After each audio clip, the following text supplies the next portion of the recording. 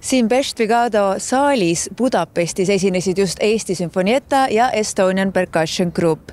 Arvo Pärdile pühendatud kontserdiga, mis oli täiesti välja müüdud. Aga kohe uurimegi, kuidas siis kontsert läks ja mida Ungari publik sellest arvas. See on nagu kuskil Eurovisioonil, aga tõesti peab tõele audma andma, et kontsert läks tõesti väga hästi, väga energeetiliselt, me valisime väga hea programmi, kus saaks Arvo Pärt nagu otsast otsani ära näidata, kõik tema mitte isegi paremad palad, aga just nagu erinevad palad. Läks korda jah, nagu publiku katkematutest ovatsioonidest võis järeldada, muidugi on tuju hea, miks ta siis ei peaks olema hea. How did you enjoy the first half of the concert? It was amazing. I think Arvo Pärt is one of the most greatest componists of the world. And have you been to any of the Estonian orchestra's concerts before? No, never before, but they are great. So I would like to go to Estonia and listen to them there. Oh, I enjoyed it a lot. To be honest, I didn't know too much about his works. And so it's more or less by chance that I've come, but I'm very glad that I've come because I'm enjoying it immensely. Yeah. For me, it's a first-class compositor in 20th century and 21st century. I use often for my performance Arvo Pärt music.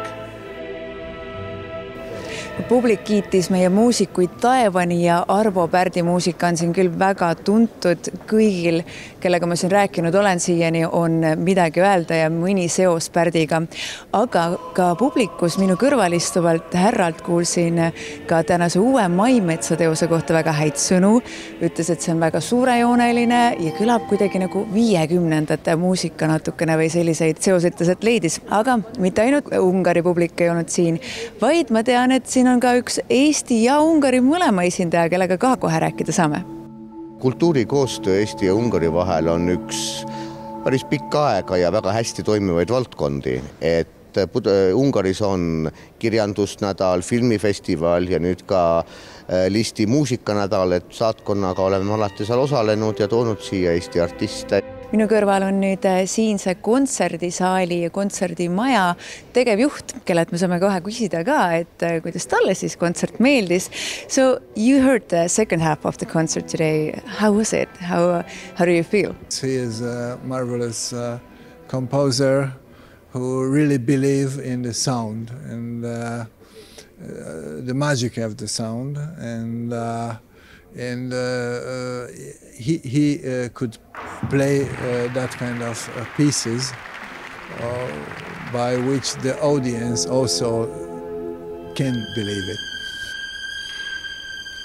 No nii, üks õhtu põhistaar siin minu ees nüüd. Kuidas siis tunne oli pärast seda tegelikult ju sellist maailmaisi etendust? No tunne on selline hea muidugi, et ma arvan, et energia oli täitsa olemas mängijatel, publik kuulas väga pingsalt ja ma arvan, et see on selline teos, mis nagu ta peab elama ise oma elu, et see ei ole selline etteaimatav ja peab nagu oskama seda kuidagi kuulata uudishimuga ja olla nagu väga hetkes. No selle kontserdi lõpuks võib küll öelda, et Ungari publiku südamed on meil võidetud ja orkester ise on väga rahul, dirigent on rahul ja publik on rahul. Mida muud tahta?